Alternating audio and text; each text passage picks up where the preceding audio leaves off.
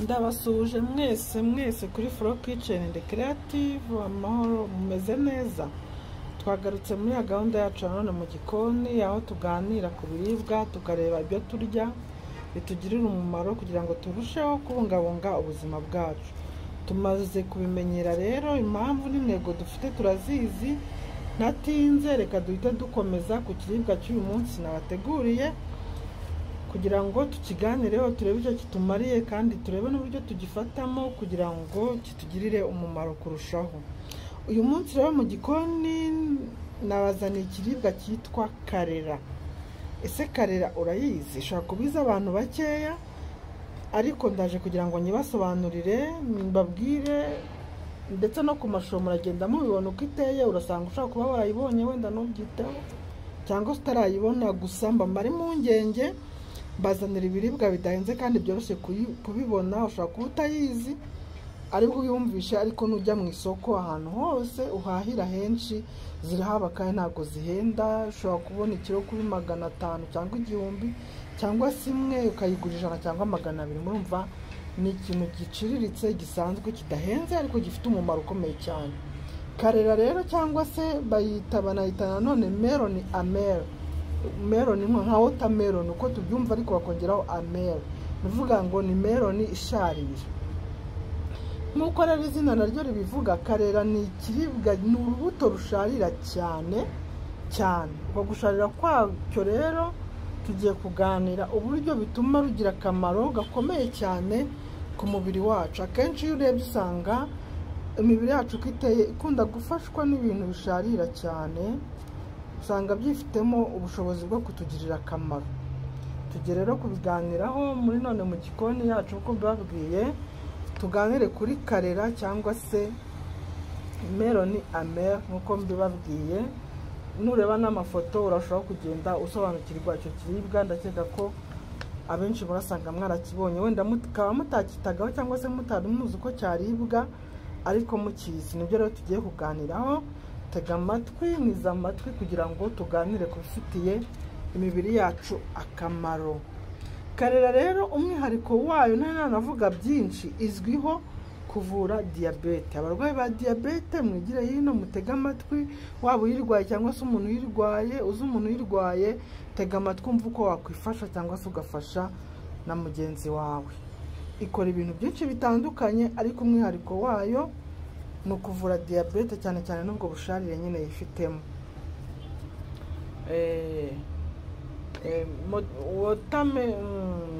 Melon amer rero cyangwa se karera, baratubwira ngo l'aptitude du melon amer à réduire le taux de sucre dans le sang constitue probablement le résultat le plus notable de ces études, étant donné l'utilisation ancestrale de cet aliment pour traiter le diabète et réguler le taux de glycémie dans le sang. Nibyo batubwiye bibanzeho cyane ko iki kiribwa karera kizwiho cyane cyane mu kuvura diabete, no aribyo nyine bijyana no kugabanya isukari mu maraso. Il aide à maintenir le niveau de sucre dans le sang qui est déjà dans la plage normale. Ifasha cyane mu kugabanya isukari mu maraso, ikayiringaniza ku buryo igera ku kigero gisanzwe gikenewe mu mubiri, kitangiza. Il aide aussi à maintenir une tension artérielle normale. Karera kandi ntabwo ari kuri diabete gusa, nkuko nabibabwiye ko zino ndwara zisa n'izihererekana zigashorerana, iyo imwe itera indi, n'ikivura imwe usanga kinavura iyindi. Niyo mpamvu rero batubwiye ko nubwo ivura diabete ariko inavura umuvuduko w'amaraso. Ifasha kumentena tension artérielle normale.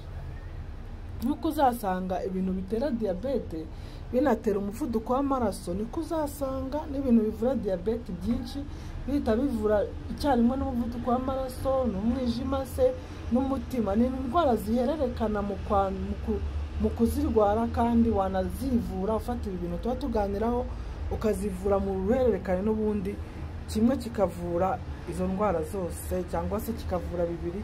Ugasanga niba ufashe wivura diabete, uvuriye rimwe n'iyo tension, n'izo ndwara z'umutima n'umwijima tuzagenda dukomeza tubireba turushaho gusobanukirwa. Il aide aussi à promouvoir la digestion, ifasha nanone mu igogorwa ibyo twariye bikajya mu mubiri neza, iby'imyanda bigasohoka byihuse bidateye ikibazo mu mara n'ahandi. Il peut aussi aider à réduire le taux de cholestérol. Nkuko nandi kubivuga, niba ikiribwa kivura karera ivura iyo diabete, ikavura ikaringaniza n'isukari mu mubiri, ako kanya ihita kora kugabanya cholesterol mu mubiri, kuko n'ubundi bya bintu ahanini biterwa na ya cholesterol mbi iba yabaye nyinshi mu mubiri.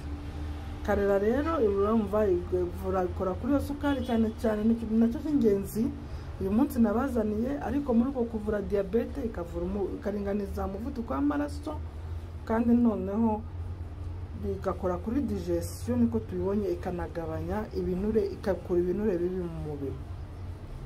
Est-ce que la karela ou bien melon amer fait maigrir? Ni kibazo. Lorsqu'il est bien en jus, le karela disloque les glaces. Iyo uyifashe nka jus, baratubwira ngo uyifashe nka jus igira itwika ibinure.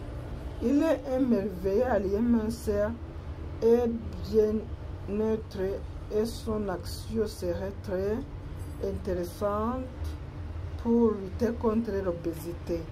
Ikora cyane mu kunanuka, igakamura ibinure, ikarwanya umubyibuho ukabije utari ngombwa. Des études ont prouvé qu'une espèce particulière de melon amer avait la capacité de stopper la croissance des cellules cancérigènes grâce à sa haute teneur en antioxydants. Karera kandi cyangwa se melon amer ngo ubushakashatsi bwagaragaje kandi bwemeza ko ifite ubushobozi bwo kuvura kurwanya kanseri, ikicaza ya maserire batangiye kudevelopa kanseri mu mubiri, bitewe nuko yifitemo nuko ari antioxidant. Yifitemo bwa bushobozi nyine bwo gusohora, gukura imyanda mu mubiri. Ikintu cya antioxidant twakivuzeho cyane, iyo nyivuze ndakeka muhitamo byumva. Rero noneho turebe uko karera ifatwa, uko wayifata kugira ngo ushobore kukugirira akamaro. Abenshi rero bakunda kwifata mu masalade nubwo isharira, ariko ukayikatagura duto ugakuramo imbuto imbere. Muragenda mubona ku mashusho ko iba ifite imbuto imbere, noneho duto ugashyiraho akavinegere keza kamwe ka pome, ukaba wayirya muri salade. Birumvikana nyine irasharira, ariko uba ushaka umuti, ntabwo ibyo gusharira ubyitaho. Abandi kandi bagakata utwo duto bagakuramo imbuto nk'uko mugenda mubibona, nk'uko dukase kurya ku mashusho, ugakuramo izo mbuto, warangiza ukadukaranga ukatwumutsa neza, ubundi ukaturya nk'urya imboga. Ariko noneho njyewe ndabagira inama cyane cyane hejuru y'ibyo kujya muyinywa nka ji. Ku bafite ikibazo, ku bamaze kurwara iyo diabete, bafite ikibazo cy'umuvuduko n'ibindi bibazo, amakostipation bitandukanye, kugira ngo igire resultat zihuta, ibyiza no kuyifata nka ji. Buriya ji yinjira mu mubiri vuba ku buryo n'ikibazo kirimo igenda ikahangana nacyo byihuse. Ji rero nayo si ngombwa gukuramo izi mbuto, ushobora kuyikatakata gutya bisanzwe uko mubibona ku mashusho, ugakata imbuto ukazihorera, ugashyira muri blender ugasya, cyangwa se utayifite wafata n'agasekuro ukayisekura, ugasekura twamara kunoga neza, ugashyiramo amazi, niyo yaba yakazuyaza ariko adashyushye cyane cyangwa se akonje, hanyuma ugashyiramo bigakora infusion, ukabireka nk'iminota 20 cyangwa se 15, ubundi ukayungurura ukanywa. Iki bitewe nuko isharira cyane, kandi gusharira ntitwayireka niko kuvura kwayo. Igice cy'ikirahuri kirahagije mu gitondo, ukayibyukiraho, nimugoroba ajya kuryama ukongera ugafata igice cy'ikirahuri, ukabikora nk'ibyumweru 2 wikurikiranye, ubundi ukajya muri control. Uzasanga diabete isukari yaramanutse pe, ibipimo ari normal. mubigerageze muzambwira bitewe n'ikigero uriho bishobora gufata icyumweru kimwe 2 cyangwa se 3 nuzavuga uti ko maze icyumweru bitararinganira neza ntago burya abarwayi baba bari ku kigero kimwe ushaka kuburi kuri 400 undi ari kuri 300 byarazamutse ubwo rero kubiringaniza igihe umurwayi wa uri kuri 300 yafata si kimwe n'igihe uri kuri 400 yafata ndavuga to yo hejuru nyine isukari rero byibuze minimum igihe urwaye fata ibyumweru 2 cyangwa se 3 ubundi ukore control ufata agace k'akarahuri kakarera kaji akarera mu gitondo na nimugoroba ndabizi neza ko uzasanga byaragabanyutse birumvikana ntago ushaka gufata ngo numara kunywa karera ngo nanyoye karera ngo ndanywa icyayi cy'isukari ngo ndatangira njyamakeke ngire gute oya iyo urwaye ugomba kwimenya niba ufashe n'iyo ji gerageza no mu byo urya ubikosore kuko twabonye ko ibyo turya ari byo bitugira abazima cyangwa bikaturwaza kosora impande zose ubundi uzambwira murakoze rero gukurikira iki kiribwa kiza cya karera nizere ko mugiye kubikora tuzagaruka n'ubundi mu kindi gahunda tureba ibindi biribwa bidufasha ariko mukore ji ya karera muyifate nkuko mbibabwiye ndabizi izo ndwara diabete umuvuduko digestion itagenda neza n'izindi bizagenda neza ciao ciao